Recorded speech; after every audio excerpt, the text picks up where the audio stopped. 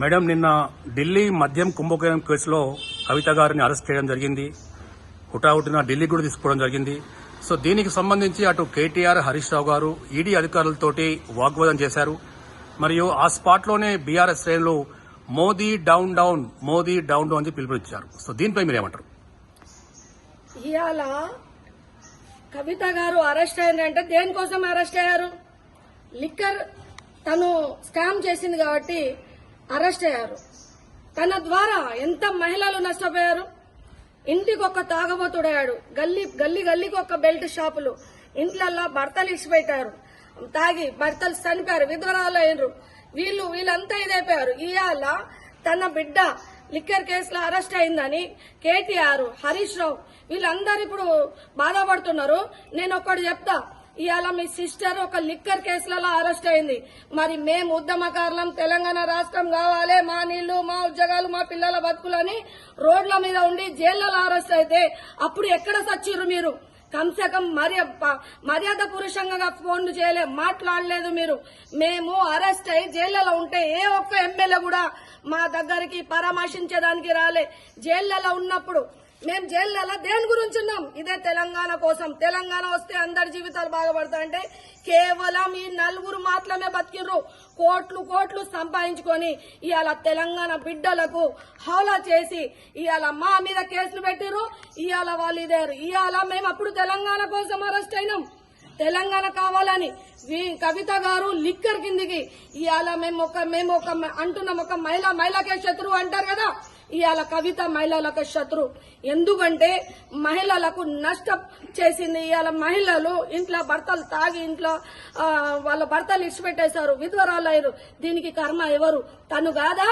తను ఇవాళ ఇది కాదా? ఇవాళ మహిళల ఏడుపుతారు కదా, మహిళల స్థాపనతలు కదా, దేవుడు అనేటట్టు లేడా? ఇవాళ అందుకోసమే బీఆర్ఎస్ మొత్తం సర్వనాశనం అయిపోయింది.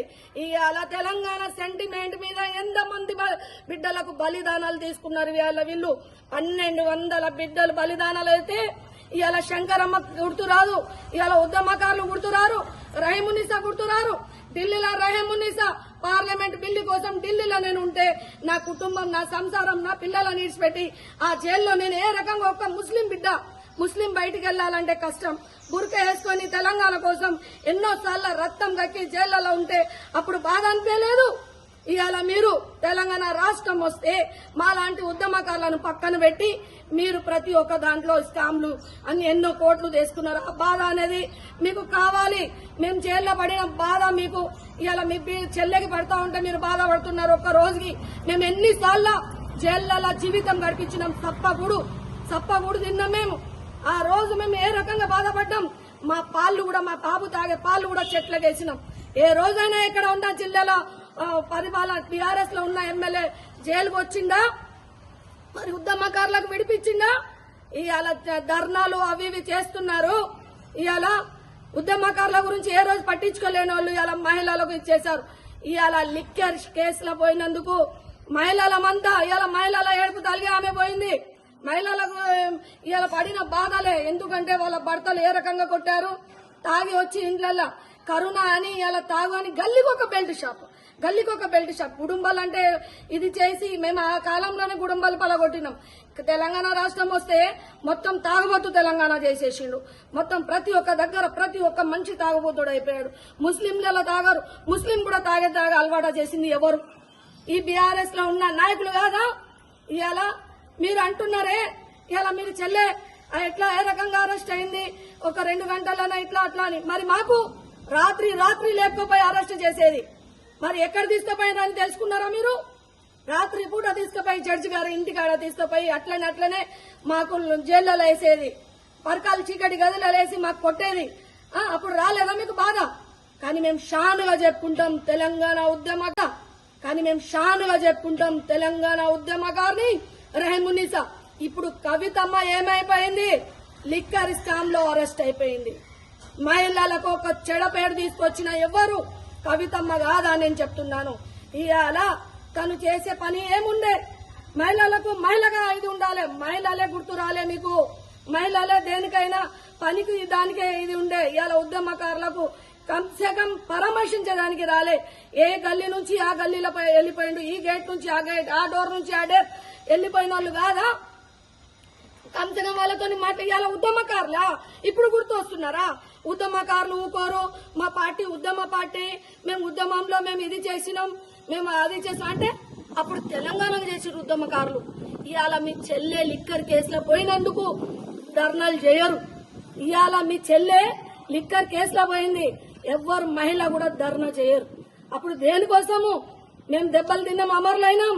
తెలంగాణ వస్తే అందరి జీవితాలు బాగుపడతాయంటే మొత్తం అప్పుబాలు చేసి రోడ్ల మీద చేసి ఇలా మహిళలకు 2500 పింఛన్లకు చేసిన దళిద్రము కవిత కాదని నేను చెప్తున్నాను. మేము ఉద్యమ పార్టీ మళ్ళీ మా కోసం వస్తారు అందరి అని రారు. మీ చెల్లె ఒక లిక్కర్ కేసులో పోయింది, ఎందరో ప్రాణాలు తీసిపోయింది. ఆమె గురించి ధర్నా ఎట్లా కూర్చుంటారు? ఇంటికి ఒక తాగబోటు చేసి ఇంట్లో ఒక మహిళకు 2500 పింఛన్ అని భర్త చచ్చిపోతే తాగి భర్త ఇచ్చిపెడితే ఆ పింఛన్ కోసమా ఉద్యమం చేసింది మేము? ఇలా ఆమె లిక్కర్ కేసులో పోయింది, క్షణం పడాలి, ఇజ్జత్ పడాలి వాళ్ళు ధర్నా చేసడానికి.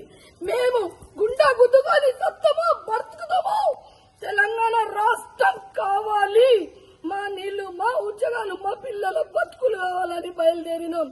సస్తే సస్తమని పోయినాం. నాకు ఒక కొడుకే, ఒక్కొక్క తల్లికి ఒక్కొక్క కొడుకే అమరులైనరు.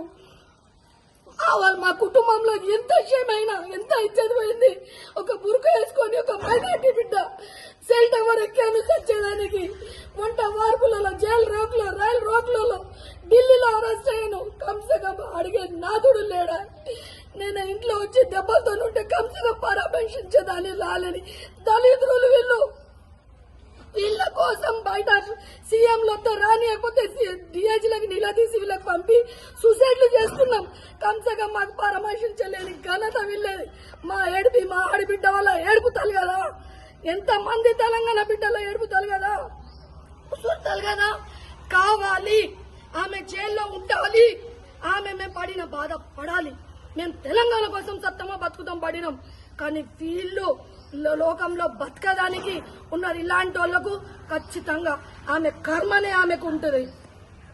అందరు తెలంగాణ బిడ్డల పాపం ఉసురు వల్ల ఆమెకు ఖచ్చితంగా తలుగుతాయి. ఎందుకంటే ఇవాళ మీ చెల్లె అరెస్ట్ అయినందుకు కేటీఆర్ బాధపడుతున్నాడు.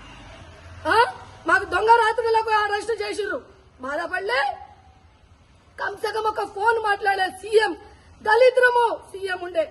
ఇవాళ కంసకం ఉద్యమకారులకు మాట్లాడలేని పరిస్థితి వల్లది. మా సీఎం